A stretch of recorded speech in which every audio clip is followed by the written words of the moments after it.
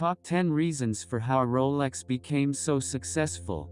Number 1. Rolex styles change very slowly. Designer watch. The first reason for how Rolex became so successful is simple. Rolex doesn't go in and out of fashion. Classic models like the Date 8, Oyster Perpetual, Datejust, Submariner, and Explorer are recognizably the same from one decade to the next. Rolex doesn't try to up demand by adding on unnecessary complications or changes. Tom Posgay, head horologist at WP Diamonds, explains the crux of Rolex's successes in making a quality product and keeping things simple. Number 2. Demand exceeds supply. Secret to Rolex's success: somehow the supply of Rolex watches never quite meets the demand for Rolex watches, and the company makes sure it stays that way. Even though Rolex could sell double the amount, it produces only 800,000 to 1 million watches a year. Those are then available only through a tightly organized network of authorized Rolex dealers.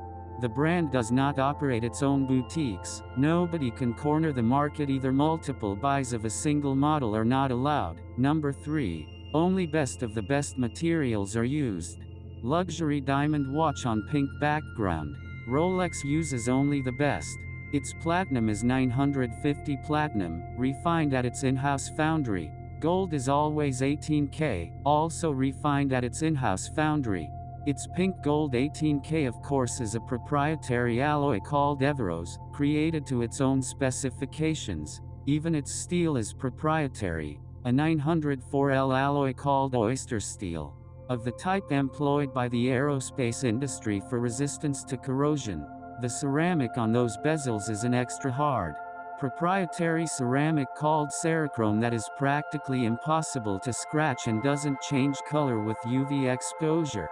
And if the Rolex watch is gem set, then you can be sure that each and every gem, even on those blinged out Pearlmasters, is internally flawless. Number 4. Rolex invented the oyster gold luxury watch on black background. Even if Rolex had never come up with another technical innovation, it would still go down in history for its 1926 invention of the oyster, the world's first waterproof watch. Rolex became the first to create and patent a system of screwing down the bezel and case back against the middle case, completely protecting the caliber. Inspired by the design of submarine hatches, the winding crown of the oyster used 2 or 3 sealed zones.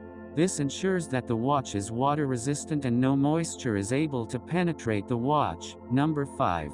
Next, Rolex invented the perpetual rotor. Beautiful gold watch. Not content with inventing the first waterproof wristwatch, Rolex patented the first self-winding mechanism in 1931, known as a perpetual rotor.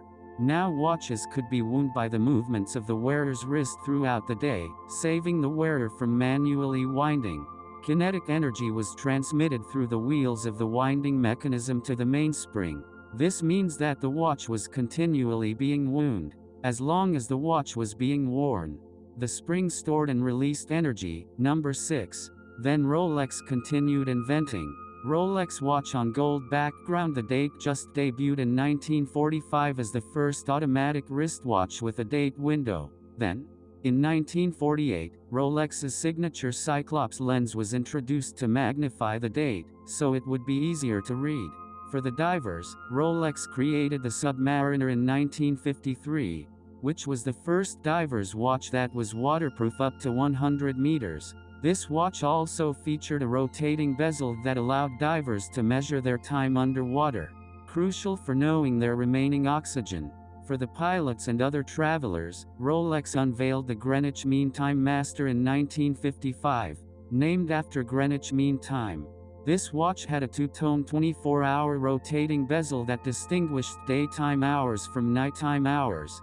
Jumping forward to 2005, Rolex invented the blue Parachrome hairspring, which made the watch's movement 10 times more resistant to shocks while remaining unaffected by magnetic fields. In 2012, Rolex took another deep dive into the Mariana Trench with filmmaker James Cameron. Rolex created the Oyster Perpetual Rolex Deep Sea Challenge, which was waterproof up to a remarkable 12,000 meters, setting the recording for the deepest diving watch. During Cameron's solo dive, he reached a depth of 10,908 meters and the Rolex successfully withstood 1,245 tons of pressure. Number 7.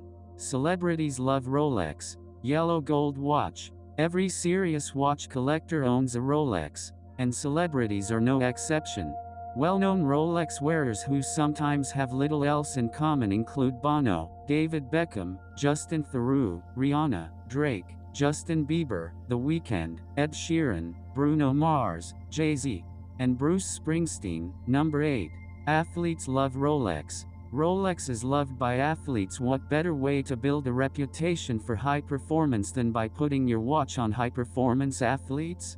In 1927, Rolex promoted its Oyster watch by putting it on Mercedes Glides, who wore it during her 10-plus-hour swim of the English Channel. Likewise, a Rolex was on the wrist of Edmund Hillary when he conquered Mount Everest in 1953. Today, its brand ambassadors include sporting legends Roger Federer, Bjorn Borg, Chris Evert, Rod Laver, Tiger Woods, Jack Nicklaus, Gary Player, Sir Jackie Stewart, Tom Christensen, Lindsey Vonn, and Ed Viesturs. Number 9. Rolex holds its value. What makes Rolex so successful? Everyone has heard that Paul Newman's Cosmograph Daytona brought a gavel price of $17 million when it came up for auction a few years ago. But even a vintage Rolex without a celebrity provenance tends to keep its value better than other brands, especially if it's a limited edition, a reference that has been discontinued, or anything that's otherwise difficult to get. For example, because Daytonas can be hard to find, they tend to bring higher prices. Number 10. A Rolex lasts and lasts. Why Rolex is so successful. And last on our top 10 reasons of how a Rolex became so successful is durability. Variations in altitude, temperature, and humidity that would spell the end of other luxury timepieces don't seem to do anything to a Rolex. Edmund Hillary, the first man to summit Everest, got to the top with a Rolex Oyster Perpetual on his wrist. Decades later, in 1994, high-altitude mountaineer Ed Viesturs received a Rolex Explorer 2 after summiting 3 of the world's 8,000-meter peaks, Everest included, and went on to wear it as he conquered the rest. He's still wearing it today.